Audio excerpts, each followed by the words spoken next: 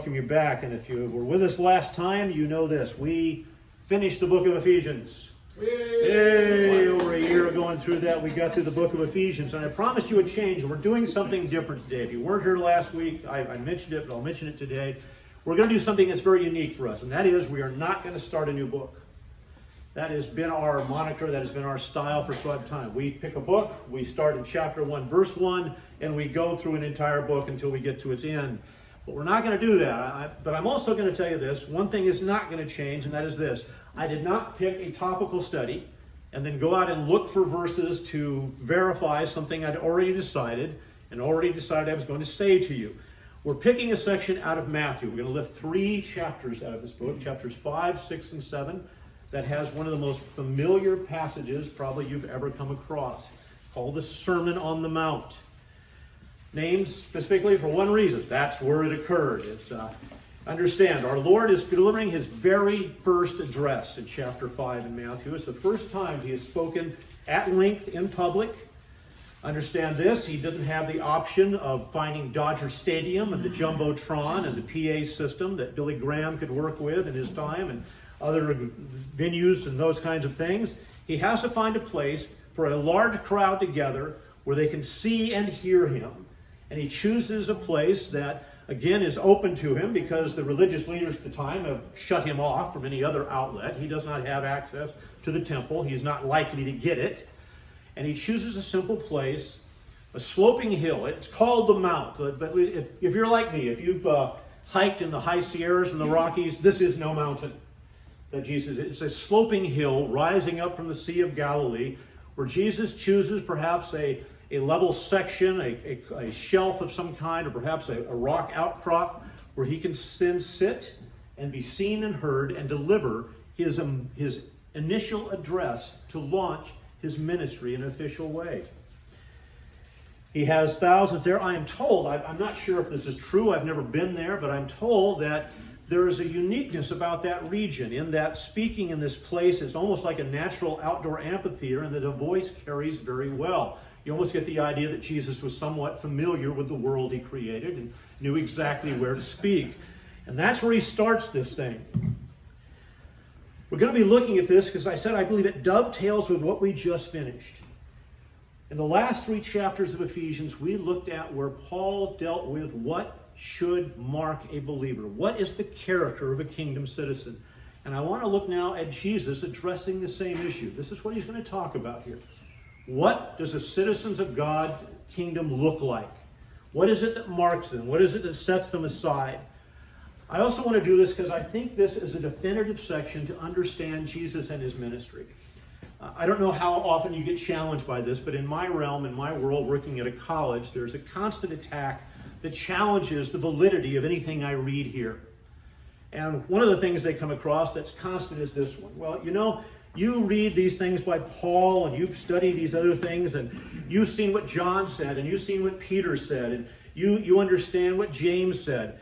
And all of them are assigning things to Jesus that he never said, that he never believed about himself.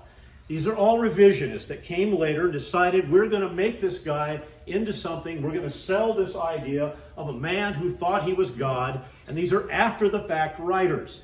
Jesus never believed that about himself.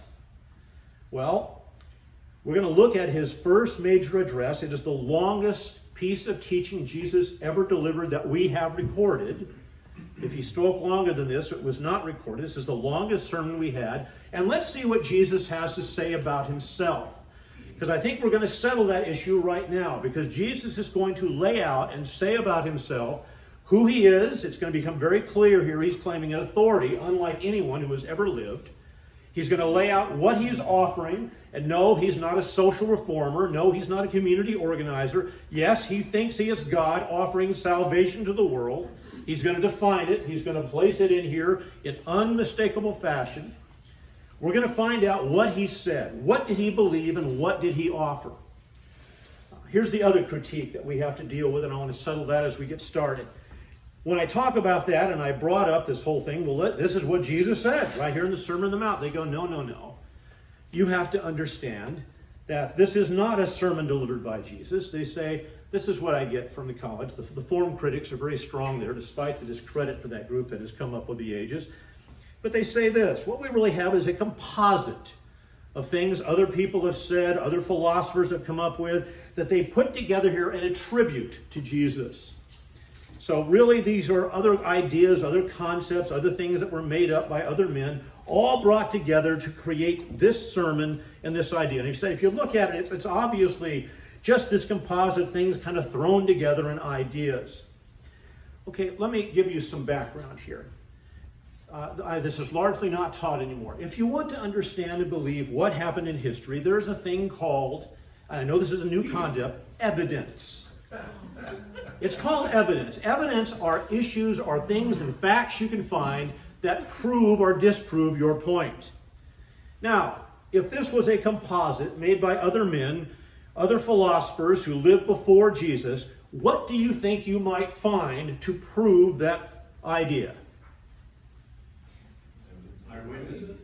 There might be some eyewitnesses that heard these other people speak and say these things before Jesus. What else might you find? You might find writings by these people that these guys could steal and compile into this thing. Now let me put something out to you. Do you know how much evidence we have found in all the searching done by all the critics who don't want to believe that Jesus spoke this? How much evidence we have found that anyone said these things before Jesus did? Zero. Wrong. None. No, there you go. You got to listen to what I'm saying here. I mean, I can be confusing. But yes, nothing. There has been no writings, not even a snippet, no tidbit of information that anyone ever said this stuff before Jesus did. You know what we find after Jesus said it? People quote it. Oh, there it is, exponential. People quote it all the time. Now, I don't have to be the brightest person in the world, and neither do you, to come to this conclusion. If there's no evidence that anyone else wrote it, if there's every evidence that after Jesus said it, everybody quotes it, what decision, what conclusion should you draw? Jesus said it. Jesus said it, it's original to him, and as far back as we can go, we find it in this form. No revisions, no changes, no earlier versions of this delete certain sections or add sections that aren't here. It has been in this form as far back as you can find evidence. Jesus spoke this. This is what he says about himself. This is what he wants you to understand in the largest single body of teaching he ever delivered. His first sermon, and perhaps the most powerful sermon ever delivered. I want you to understand the setting here. It is called the Beatitudes, blessings, because of the opening line here. 9 times he uses that verse, or that line as he did. And Jesus is trying to lay out something. He's going to talk about a topic here. Blessed. Do you know what the literal translation of the Greek word for that is? Here it's blessed. Do you know what the word is? Happy. The word is happy. Happy are. You could actually put that in there. It is the best understanding of the Greek term. Happy are the people that are in this state. It's a state of being. It's a state of mind where both emotion and thought are in harmony and are at complete peace with what's going on. Let me put this out to you. Here's another critique that I've gotten, and I understand where people come from this. And they tell me this, that you should never use the word happy in reference to what God promises. And they say because happy comes from our English word happenstance, and is dependent upon events that occur. Now, I understand that, and that critique is real in this much, that happiness, as described here, is not happenstance. But let me make this very clear. The word here does not refer to joy, a deep abiding thought that even in turmoil and hurt, it is talking about happy or blissful. That's what the term means. Jesus is saying, let me tell you how to be happy. I want you to think about that. That's a pretty bold thing. And if you're looking right now, I think you know this much. If you went online right now and wanted to find people who tell you how to be happy, do you think you might find a little bit of information out there? Some claims by different people. I went on Amazon just to get a feel. And I looked at different things. I looked at just happiness or secrets to being happy and different things. And there's a whole series on here. There's the Secrets to Happiness by Natalie Rivera, who also gives you the Happiness Workbook. So you can get both of those, and if you're interested, only about $8 a piece, you can get happy. Right now, she can offer that. However, she might be wrong, because the same title, The Secrets to Happiness, is also by Sarah Dunn, who seems to have a different take than Natalie does on the whole thing. So you can get her book on that. You can get The Secret to Happiness and Learn to Embrace Tomorrow. This is by another author, Joyce Meyer. Happiness 101. If you're just not that quick on the uptake and these other books are too deep for you, we have Happiness. It's basically a remedial or early entry course on the whole idea to get you started. You have the Great Book of Happiness. You have the Great Book of Happiness. So if you're going to be greatly happy. And here is The Secret to Clara's Calm. So if that, she can tell you how to be calm and happy all the time. The secret, that's a bit, I'm not sure why it's Clara's Calm, since the author is Tamara Levitt. Maybe she didn't forget it, but Clara did. However that works. My Secret Garden of Happiness. The Conscious Luck Book, the 8 things that will change your fortune to be happy. Ikagi, the Japanese happy lifestyle. The Atlas of Happiness and How to Be Happy. The Communication, the Key to True Happiness. The Power of Nunchi, Happiness and Success. Or the Toltec Secret to Happiness, or the Verdict Secret to Happiness. And I'm not sure who Toltec is or the Verdict, but they also have secrets. Or just basically the secret to being happy that everyone should know. I'm not quite sure how you have this many books and it's all a secret. I'm still trying to sort that one out. But these are the promises. Everybody has a key to this. And the contrast between what these people say. I went through some of these books and got snippets out of them to get a sense for them. And I'm going to say, none of them seems to coincide with this. Jesus talks about happiness in a way that the world has not talked before. It's a huge and stark contrast, because he talks about happy being people who are poor, sorrowful, meek, hungry, thirsty, persecuted and insulted, as well as those who are peacemakers and those who are pure in heart. But he seems to assign happiness to groups of people that, quite frankly, we would not think of as being happy. So whatever is going on here, it's different. I'll be very clear. When Jesus talks about happiness, he talks about it in a way that is contrary to every philosophy that the world has ever looked at, and quite frankly, the world would see as nonsense. I don't think the world can even see anything in this that makes sense to them. I want to say this. The stress of this book, the stress of this sermon on what it takes to be happy, the stress on it is what you become, not what you do, not what you pursue, or what you obtain. I want you to hold that and try to bear with me as we get into this. But it's talking about a state of being that is completely independent of what you might be doing, what you're pursuing, or what you have. And I want you to see that contrast, because what does our world always equate happiness with? Material. Often material things, often what you pursue in life. If you want to be happy, you have to be self-actualized. You have to find that perfect place for you. Yes? Well, isn't that what Ecclesiastes says? Is that Solomon pursues all the material things and none of it pays off. And then that's why our culture's got all these secrets to happiness, because no one's happy, because they don't know the truth. They don't know that fear God and keep his commands, trust and obey, is what really makes you happy. What is it about the Rogers? Have you ruined these kids? Every one of you has to steal my illustration before I can ever get to it in the outline. And you're absolutely right. Because you look, if that was it, what guy had a higher claim to happiness than anyone who's ever lived? If it had to do with self-actualization, this guy was the wisest man who ever lived. If it had to do with accomplishments, the kingdom had reached its peak under Solomon. It's wealth. It is said of Solomon that he was so wealthy that silver was as common as rocks in his kingdom. Now that's a pretty hefty statement, isn't it? His stables. They say his stables housed thousands of the finest animals. If it was just for ownership of the best you could have, he had it. Everything you could ask for. If it was in relationships, he had hundreds of concubines and wives. The guy, by human standards, had it all. And what was the summation of his life? Vanity, vanity, all is. You know what that word literally means? Right. empty, breathless, empty. It's useless. Waste of my time.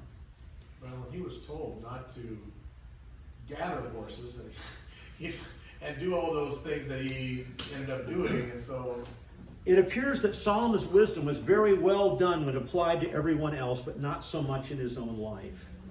And I don't know if you've seen that pattern, but some people are great at teaching it, but not so good at living it. Do as I say, not as I do. Classic. An absolute classic.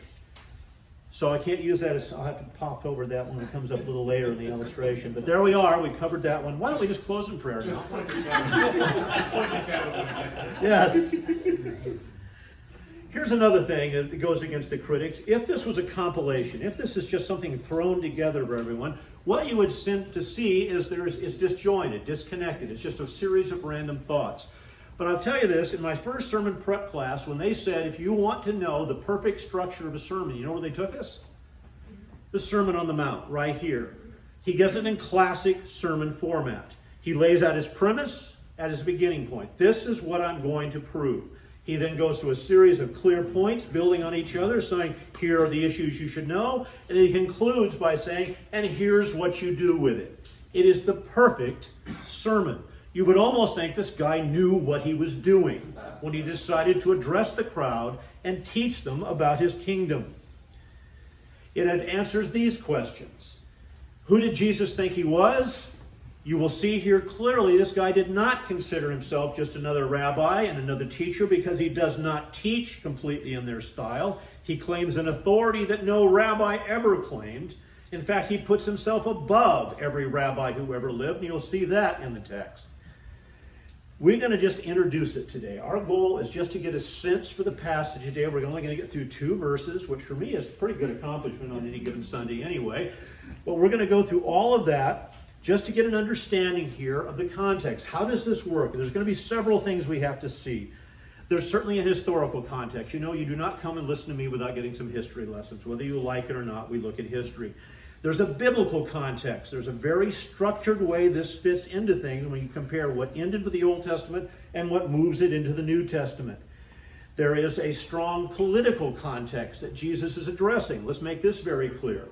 When we go through Scripture and we see the Jews constantly confused, what should we look for? Are you the Messiah? John the Baptist, with all his understanding, with his declaration, this is the man of God sent, the Lamb of God.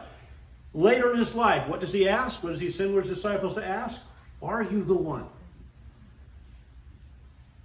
He struggled with these things. If you listen to him here, there is no problem knowing exactly who Jesus says he was. There is no question that political leader is not in line here. There is no question that he does not see himself as a revolutionary, overthrowing Rome. None of that fits here. There is a shift. Everything is answered. There's a political, or as I say, religious context. As we look at the different groups, we're going to cover that in just a moment. How Jesus addressed all of these things, brought it all together and said, you have been listening to a whole range of things, and let's make it plain right now, they're all wrong. No one right now among your leaders, no one among all your religious sects and groups is getting it right. He sets everything straight right here. First off, I want you to understand the biblical context. There's a flow in the revelation of God. When we come to the New Testament, there have been some 400 years that have passed since the Old Testament closed and the New Testament opens. To give you something, when the Old Testament closes, you know what it closes with in Malachi? A curse. Finally, one that you guys couldn't answer. I feel better now. I finally found something. Or maybe I just answer it faster than you can. This is Malachi chapter 4 and verse 6.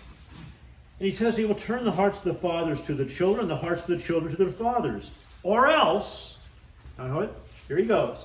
This is what should be, but here's what's likely to be. Or else I will come and strike the land with a curse. Now let me ask you, how did Israel fare through time? The chosen people were conquered again and again. In this 400-year period, they had one brief moment of independence with the independent kingdom again under the Maccabees, but they have been under one ruler after another. Curse is the ending. God says, this is what's going to happen with you if you're not going to follow what I say. And for 400 years, Israel has been a mess. Do you know why they want a political redeemer? Because nothing has gone right in Israel for 400 years. So it ends with a curse. How does Jesus open the New Testament? What is his first teaching? A promise of redemption. He brings a cure to the curse. You know, Myron, Yes, sir. When you go to Israel and you look at the land and so forth, you're just amazed at how desolate it looks there. The land looks just like you would go out over here. It looks horrible. You know, some of the places in the countryside, it just looks like ramshackle stuff that's been put together. And you get to the cities and so forth, but still, it does. The land looks desolate. And yet it is the garden spot of that region. Yeah. I want you to understand, but the contrast in that region, when you look at Israel, why is Israel under? Because it's better off than most of the surrounding region. That was that fertile crescent where things were greener and better and more water than the surrounding regions. And yet it is. It does not look that good. It looks horrible, yeah. Even when you go down by the Dead Sea has lost, I don't know, 100 feet or something like that. They show you as they drive past that the road should be under the water. And all the way down, next to the Dead Sea is just, everything is evaporating, and they don't get enough rain, and it's horrible. Just the reality of it. Yeah, it looks like Palmdale. Yeah. Which I always thought was kind of pretty compared to the desert. People don't see it. I always thought it was kind of a nice place. But that's just me. But I said a curse. And the people understand that. They feel they've been under a curse for 400 years. And Jesus comes with a promise of happiness to the most discontent people on the planet. Nothing has gone the way they wanted. Nothing is what it should be. Israel feels we are the people of God. Why aren't things better? That's what they're looking at and asking. And now Jesus comes along and says something that is going to be a problem for them. Because what were they wanting to make things better? They wanted a political redeemer. They wanted a change in these things, a new and separate kingdom. They wanted the freedoms of things. And here Jesus comes along and offers a blessing. He says, I'm going to make you happy in a way none of you asked for. I'm going to make you happy under persecution. I'm going to make you happy under pressure and pain. I'm going to make you happy when you have nothing. That is not what they wanted. That wasn't what they were looking for. The word literally has this meaning. The Greeks used the word to describe two things. One, they used it to describe their gods. They used it to describe their gods because they said their gods had a peace and a contentment, a happiness that was in and of themselves completely independent of what happened in the world. That's what they taught. Their gods just weren't up and down depending on what happened around them. They had a peace in and of themselves. Now, I find that interesting. They say that about the gods because when you study the gods, they seem to be just as messed up as every other human. But that's what they claimed. But more importantly, it was used to describe a person of character. It was a person of such conviction, they said, that they could not be changed through temptation, coercion. They could not be bribed, defeated, or forced to give up hope because of their circumstances. When you describe someone that was immovable, no matter what happened to them, they were stable in and of themselves. This was the word used to describe them. A person that was at peace in themselves. 2 Peter 1:4 tells us it is a thing offered by God to God's people and no one else. I point that out because of all these books, I couldn't find one written by a Christian, so I have news for you. It won't work. Even Happiness 101, the basic one, will not work. It is not available to us outside of an act of God. Biblical standing. Understand this. The Old Testament is about the fall of man. The New Testament is now about his redemption. In the Old Testament, Adam is separated from God, while in the New Testament, a new Adam reunites God and man. Adam is tested in the garden and fails. Jesus, in the preceding chapter, is tested in the wilderness and succeeds. Adam draws a curse for all his descendants to his failure. Jesus brings a promise of redemption to all of his followers through his success.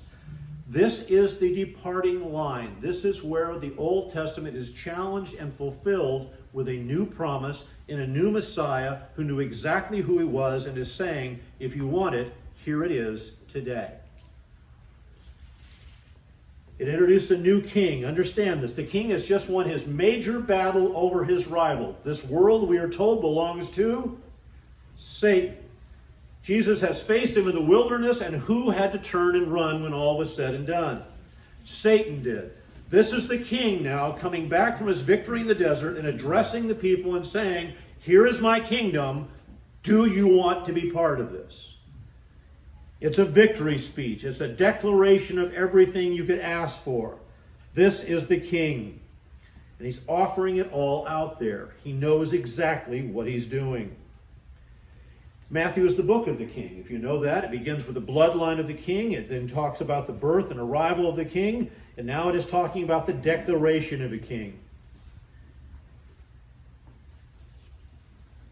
And here's what I would have used Solomon just as an explanation. Now I have this big gap in my notes, and there's nothing we can do about it. Oh well. The focus of the Sermon on the Mount is spiritual. There is no promise of financial success here. There has never been in Scripture a promise of that. All of the things of the world feed the problem. They always have. That is why we are warned by John neither to love the things of the world or the things in the world. Political context. So this is the biblical shift. We need to see the political context. One of the great contrasts of Scripture between the Messiah and the Jews expected and the Messiah they got was political. The Romans were the problem as the Jews saw it. It wasn't their sin. It wasn't anything wrong with them. Clearly, they were the best people on the planet. Just ask any of them, and they could point that out to you. What had to be the problem? An outside force. What do we do about this outside force? We rebel and we destroy it. Their vision of a great day was a new Messiah and dead Romans. That's what they wanted. That's what they were looking for. That's what they expected. And that's what every possible claimant to the Messiah came and offered.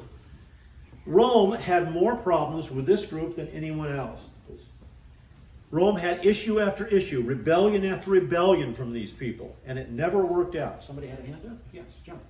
I think it's kind of ironic because you get to this point and you have these experts in the law and experts in the Old Testament, and yet the Old Testament is replete with the failure of Israel and their continued sin for hundreds and hundreds of years. And even after they're allowed back in the land, how they fail, after the captivity, how they fail again, and God has to send more prophets, and they dive right back into marriage and all kinds of things that God has to correct. And so to get to this point and think, well, the only problem, the only thing that's preventing us is these Romans. Beyond that, we're a perfect people. We're God's chosen people. It's like, well, wait a minute. If you read the Old Testament, all those failures, all those ways you turned on God, and It is ironic, but I will say this. If you're a student of history, the Jews are not unique in the ability to be stupid. I'll be very blunt about this. If you look at any group talking right now about what is going to take to get better, none of them ever address past failures. In fact, many of them will do exactly the same thing, demand exactly the same kind of revolution, the same kind of new government, the same kind of new laws, the same kind of issues that have failed every place else, because obviously those people failed and we're better than that. And if we do it, it'll work because we are just good at this. The expectation humanity has that no matter how many times they do something stupid, that the next time they do the same thing, it'll be brilliant, is astounding. The Jews were not alone. They don't read history. They don't care about history because we're always better. We talk about that. That's my favorite thing at the college, social evolution. We are a better society. We are moving forward. We are better people. We are more informed people. We have more facts. I will not deny that. But have we more solutions, realistically, than we've ever had before? Do you see people ever actually being better as people every time they do something? The same kind of acts come up again and again. The Jews were there, and they had this one added feature, of course. They had a title that they always went back to. We are the chosen people of God. And were they? Yes. Chosen to do what God said. There's the key element missing. If you were chosen to do what God said, and you don't do what God said, guess what? You ain't chosen anymore. It doesn't add up. It doesn't work. Jesus understood it when he talked to Pilate, that this is what they were watching for. And Pilate, of course, being a Roman, had seen one parade of would-be messiahs and revolutionaries, and he's trying to figure Jesus out. Remember what Jesus said to him? If my kingdom is not of this world. If it were, my disciples would fight. And he points out, he goes, do you see any of my guys arming? Do you see them out there raising up forces to overthrow Rome? Do you see any of that stuff? You hear all the accusations. I've been brought here as a traitor to be killed by Rome. Look at the facts and tell me where that matches up. Pilate, of course, is amazingly mute on the whole subject. Other than he says this, I can find no fault in this man. Can't find it. But we want to be changers in that. That's exactly what a large portion of the modern church is failing. Understand again, Jesus was not a community organizer. Jesus was not a warrior for social justice. Jesus never calls upon his disciples to force change in the condition of man through government, philosophy, or politics, or by military means. It's not in here. It was not about ruling or possessing, it was about being. He is out to change the character of man, not the world around him. Understand this. You do not make a person better by putting him in a better world. You make a better world by putting a better person in it. Jesus is out to change the person. And that person can change the surrounding world. And again, if you want to be a student of history, any time Christianity has become a dominant force in terms of the number of people who believed it, the world got better for a while. And I know everyone wants to say that's different. What do we always have to go back to? The Crusades. We go back to the Crusades, which had nothing to do with this text, nothing to do with the teaching of Jesus, and nothing to do with the real church. And that's the one example they always want to go to. Jesus had a different idea. It was not about ruling or possessing, about being. Out to change the character of man, to make a better man. He was after what men were, not what just they do. Human government is not the determiner of the human condition. And that is where we're failing right now, and much of the church is falling into this. You will find his sermon does not contain any of the hot button issues. You will not find the word self-esteem in the text. You will not find the term self-accusation, self-expression. You will find this word comes up, at least implied if not stated. You have responsibilities. A kingdom person is expected to do and act in certain ways. And Jesus is going to lay them out. He has a different idea of what is admirable. There's no list of rights. There's no list of demands to the government of what must change. He also has a very interesting approach. I find this amazingly always in the history of man. We will do the most inhumane, the most evil things that completely contradict justice, always in the name of obtaining justice. I will treat people in any way necessary. I will enforce myself on them politically, physically, militarily, in the name of justice. I will commit every injustice possible because I'm all about justice. Jesus does not have that here. The aspects of character he extols here are seen then and now as the character of lowly people. They are not things we hold admirable in our culture. And Jesus sees them as critical to what we are to be. The religious context. Jesus is speaking to the most religious people who ever lived. This people was really big on religion. And there are several factions, 4 basic ones. You see the Pharisees, the Sadducees, the Essenes, and the Zealots. 4 basic groups. The Pharisees were the conservatives. The Pharisees were all about keeping things the way they were. There's a set of rigid rules that we should all follow that should never change and never be dealt with, and we will do this. And if you do that, you will be happy. I find that to be the strangest claim from a group of people that seem the most sour, unsatisfied, and unhappy people who ever lived. But they were determined that if you followed a set of rules, this would make you right before God and you could claim happiness. The Sadducees. The Sadducees were the modernists. The Sadducees said this: we need to look at some scriptures because obviously some of this stuff needs updating. And what they decided was, first off, there are no such things as angels. We look in that Bible and we can't see angels anywhere. I've turned all the pages and it's not there. They said, I don't see heaven or hell. I don't see a promise of an afterlife. I don't see any of these things. They just aren't in there. Obviously, we need to amend our understanding and update the text to reflect this new and enlightened, better view of things. Does that sound like anything you've heard before? This is certainly the modern church. We always have a better idea, a new idea. I love hearing this in our political realm. We are about hope and change. Change to what? I know, that's the big key. Hope in what? If you're going to change something, define it for me. Tell me why it's better. Make a proof of the issue, and then we can talk about changing it. But let's know what we're talking about instead of just, if it's change, it's better. No, it's not.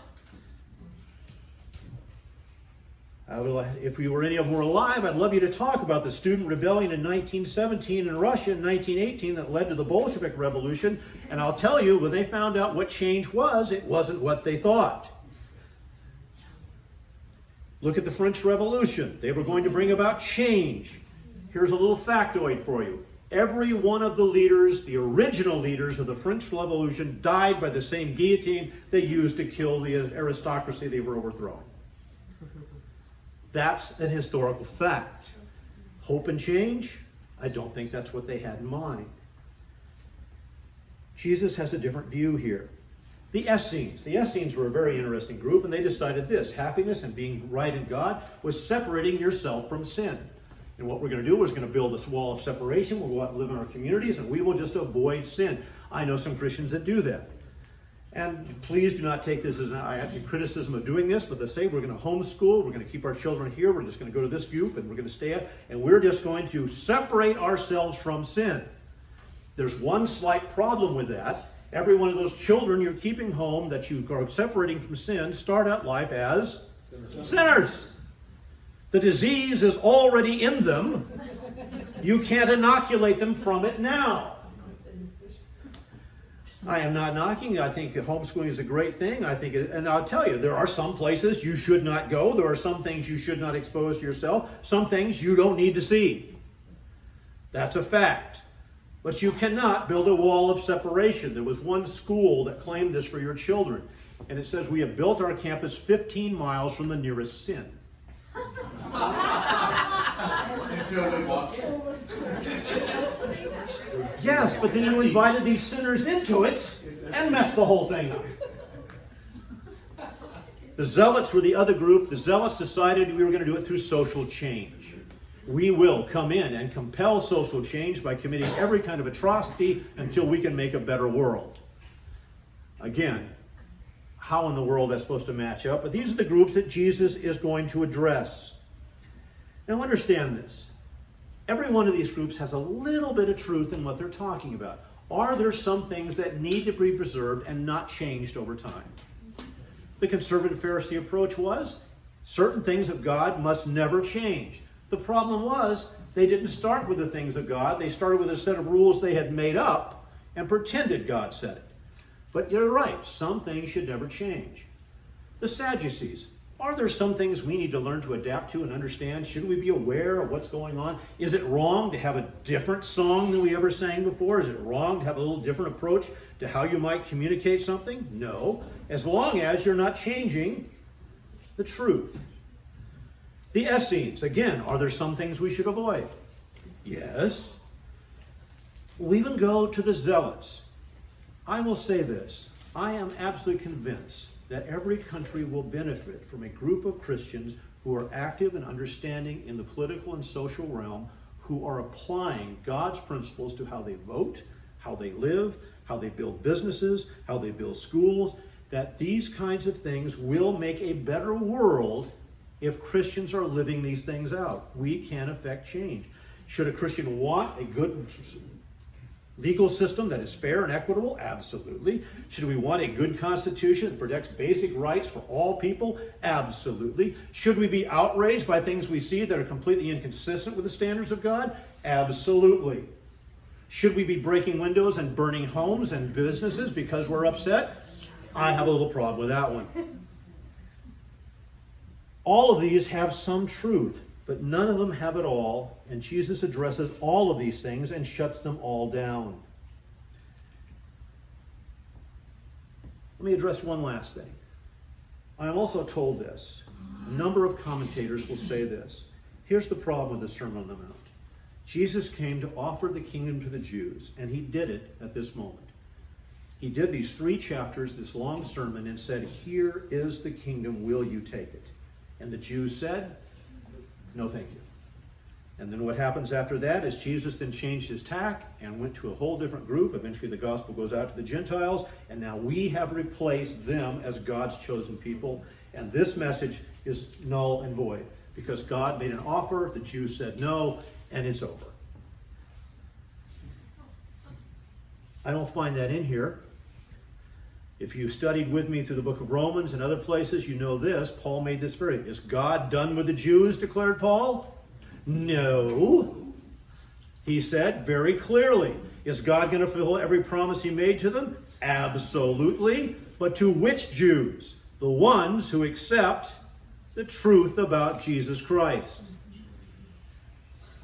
This message is a message about salvation. It says this in Scripture very clearly. Jesus went to which group first? The Jews. And then to the world. And you know where that promise starts? It doesn't start in the New Testament. It starts in the Old Testament, where God has always said, I will draw believers to myself from every tongue and every nation and every people group on the planet. I will say this. This is an evangelistic sermon, people. Jesus is laying out the promise of the kingdom and offering eternal life right here. Every other lesson you will get from him or from Paul or from Peter is merely an expansion on this set of thoughts, which is the beginning point of what the gospel is, what it promises, and how salvation works. It is astounding to me that the Jews struggled all through his 3-year ministry, saying, what are you trying to say? And on this day, on a mountainside, overlooking the Sea of Galilee, he said it all. It was clear, it was concise, it was there for the taking for anyone who was willing to listen. And it never changed. And all of the struggles were not because Jesus hid his identity. It was not because there was a lack of clarity. It was for this simple reason: this was not listened to. I promise you 2 verses. Here we go. Let me ask the beginning point. What motivated Jesus to speak? Verse 1. Now when he saw the crowds, he went up on a mountainside and he sat down, and his disciples came with him, and he began to teach them, saying, what motivated Jesus? Compassion. He saw the needs of the people. They were gathering around. They were starting to follow him in great numbers because of the things he was doing, the signs and wonders he was performing, and he sits down to talk to them. The preacher, the best preacher who ever lived. As I told you, this is the perfect sermon. This is Jesus Christ who goes and begins to do something. He sits down. I want you to understand this. In Jewish culture, you did not stand to speak. This was informal. If you're going to stand up and talk, this is an informal thing that means we're just yakking. It's nothing serious. You sat if you were going to talk about something of importance. Culturally, I want you to think about that. When you go into a courtroom, we all rise. The judge comes in, and then what happens? We sit when he sits, because now what has he done? He has taken the chair of authority, and he is now going to render judgment. Where do we get the term chairman from? The person who takes the seat of power at a table and leads a discussion from his point of authority. Jesus assumes an authority here. Let me tell you this about the preacher. How different was this teacher than anyone they had ever heard? Now, I'll give you a hint as we go through this. Jewish teachers always did this. Everything they taught, they cited someone else as a source. Rabbi such and such of 100 years ago said this, and here we go. They were experts in telling you what other experts had said. I want you to think about our culture. Are we really big on anyone who can put a title of an expert by his name? I know there's been a lot of debate. We have to trust just the scientists. Well, yeah, experts have something to say, but let's be very clear about this. There are some things that need to be determined based on right and wrong, and not because some expert with a degree said so. Jesus challenges this in a way. And this is what upset them, and from this point on, he would be hated by all of the church authority. He never cites anybody but God. And he does this, the most horrid thing in their minds available. He said, "You have heard it said, but," and then what does he say? "But I say." You know what he's saying right there? I'm the final authority on this. I'm the authority. You have heard it said from this rabbi and this rabbi for generations. Let me tell you what it really is. Let me explain to you what the truth is here. And the truth is based on what I say. And he backs it up by always being able to quote what God had always said consistently and again.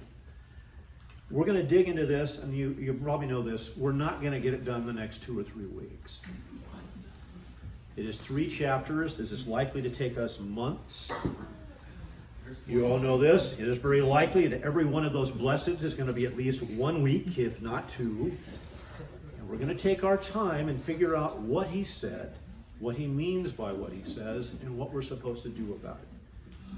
Not topical, folks. This is verse by verse from the words of our Lord, the largest teaching section he ever delivered. We'll close that up.